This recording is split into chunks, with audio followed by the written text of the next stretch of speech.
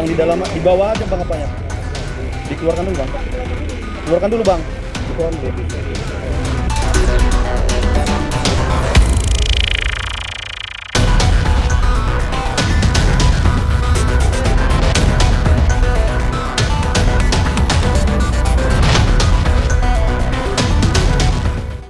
Bencana banjir bandang dan tanah longsor di Sumatera Utara, Aceh, dan Sumatera Barat kian memprihatinkan. Badan Nasional Penanggulangan Bencana atau BNPB mencatat sedikitnya 442 orang meninggal dunia dan 402 lainnya masih hilang hingga Minggu 30 November 2025. Data ini dihimpun dari berbagai kabupaten dan kota yang terdampak di 3 provinsi tersebut. Kepala BNPB Letjen TNI Suharyanto menjelaskan, angka korban jiwa dan korban hilang tersebut masih bersifat sementara. Dia menegaskan jumlah itu sangat mungkin bertambah seiring upaya pencarian dan pertolongan yang terus dilakukan tim gabungan di lapangan. BNPB bersama TNI, Polri, Basarnas, kementerian dan lembaga serta pemerintah daerah terus bekerja untuk mempercepat operasi penanganan bencana. Sumatera Utara menjadi salah satu wilayah dengan dampak terparah. Di provinsi ini tercatat 217 orang meninggal dunia setelah tim SAR menemukan korban-korban yang sebelumnya dilaporkan hilang. Sementara itu, 209 orang lainnya masih dinyatakan hilang.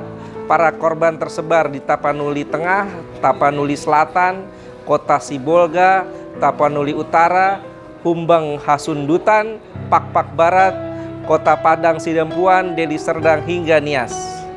Ribuan warga terpaksa mengungsi dan bertahan di berbagai pos penampungan.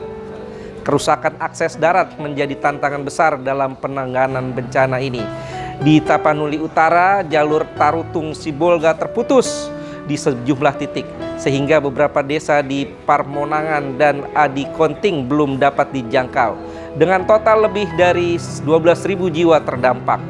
BNPB menjelaskan, proses normalisasi jalur ini masih berlangsung dan alat berat baru dapat menembus sekitar 40 km dari ruas jalan yang terdampak longsor.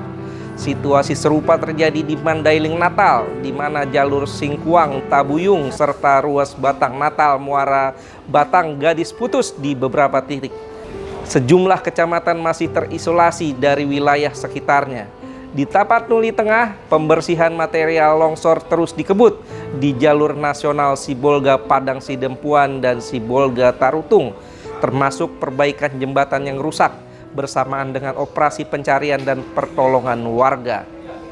Untuk mempercepat penanganan, TNI Angkatan Darat mengerahkan 21.707 prajurit ke 3 provinsi terdampak. Ribuan personel ini ditugaskan untuk membantu evakuasi, menyalurkan logistik, mendirikan dapur lapangan, memperbaiki fasilitas umum, serta membuka akses ke daerah-daerah yang terisolasi. Kadis Penat Kolonel Infanteri Doni Pramono menjelaskan, pengerahan pasukan dan alutsista ini merupakan bagian dari operasi militer selain perang yang dilakukan secara terintegrasi dan berkesinambungan. Bantuan logistik dalam jumlah besar juga dikirim melalui udara dan laut. Pada Minggu 30 November 2025, TNI Angkatan Darat mengirim tenda multifungsi, velbet, genset, perlengkapan dapur, lapangan, kompor gas, alat penjernih air portable, aki, ban truk, kantong jenazah, perahu karet dan mesin tempel, perangkat Starlink, obat antibiotik hingga peralatan utama operasional. Di saat yang sama, kekuatan udara TNI juga dikerahkan maksimal untuk mempercepat distribusi bantuan serta mobilisasi personel. TNI AD terus memantau perkembangan di lapangan, berkoordinasi dengan pemerintah daerah, BNPB, Basarnas, dan Polri dengan prioritas utama keselamatan warga dan percepatan pemulihan. Penanganan bencana ini juga mendapat perhatian langsung dari Presiden Prabowo Subianto. Pada Senin 1 Desember 2025, Presiden meninjau Kabupaten Tapanuli Tengah, Sumatera Utara untuk melihat dari dekat kondisi terkini di lokasi bencana.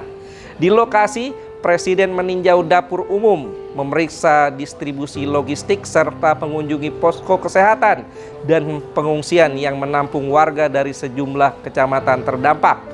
Dalam dialog dengan warga, Presiden mendengar langsung cerita mengenai bagaimana air sungai naik dengan cepat dan menerjang pemukiman.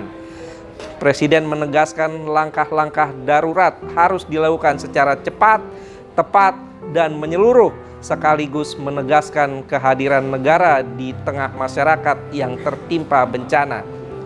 Usai dari Tapanuli Tengah, Presiden melanjutkan peninjauan ke Kutakane, Kabupaten Aceh Tenggara. Selanjutnya, Presiden akan mengunjungi Medan dan Aceh untuk memastikan penanganan bencana berjalan sesuai standar yang diharapkan. Presiden juga menekankan kekuatan bangsa Indonesia ada pada solidaritas dan kekompakan seluruh elemen negara dalam menghadapi musibah serta mengapresiasi respon cepat instansi pemerintah dan relawan di lapangan, sambil mengakui beratnya tantangan karena banyak jalur masih terputus. Segera kirim bantuan-bantuan yang diperlukan, terutama BBM yang sangat penting. Listrik sebentar lagi saya kira bisa menggunakan semuanya. BBM tadi yang dilaporkan ke saya sangat penting. Ada beberapa desa yang terisolasi, insya kita bisa tembus. Polri pun mengambil peran penting dalam distribusi bantuan melalui operasi airdrop menggunakan helikopter pada Minggu 30 November 2025. Bantuan logistik dijatuhkan ke desa-desa yang terisolasi di Sumatera Utara. Operasi ini merupakan kelanjutan pengiriman logistik dari Mako Polisi Udara Pondok Cabe yang diberangkatkan sehari sebelumnya untuk wilayah terdampak di Aceh, Sumatera Utara, dan Sumatera Barat. Polri memaksimalkan fasilitas udara dan kekuatan logistik untuk menjangkau daerah-daerah yang sulit diakses. Kapolri telah menginstruksikan seluruh jajaran agar memenuhi kebutuhan mendesak warga, mulai dari bahan makanan, alat komunikasi, genset, hingga peralatan pencarian dan pertolongan serta perlengkapan medis. Bantuan dijatuhkan di titik-titik aman yang sudah ditentukan agar mudah dijangkau warga dan aparat. Dengan pengiriman dilakukan bertahap dari Mabes Polri dan Polda-Polda yang tidak terdampak. Di sisi lain, ancaman cuaca buruk masih membayangi. BMKG memperkirakan hujan dengan intensitas sedang hingga lebat masih berpotensi mengguyur Sumatera Utara, Aceh, dan Sumatera Barat hingga Selasa 2 Desember 2025. Berdasarkan analisis BMKG, potensi curah hujan tinggi pada 30 November sampai 2 Desember menjadi dasar digelarnya operasi modifikasi cuaca atau OMC secara intensif di 3 provinsi tersebut untuk mengurangi curah hujan sebelum awan memasuki kawasan terdampak.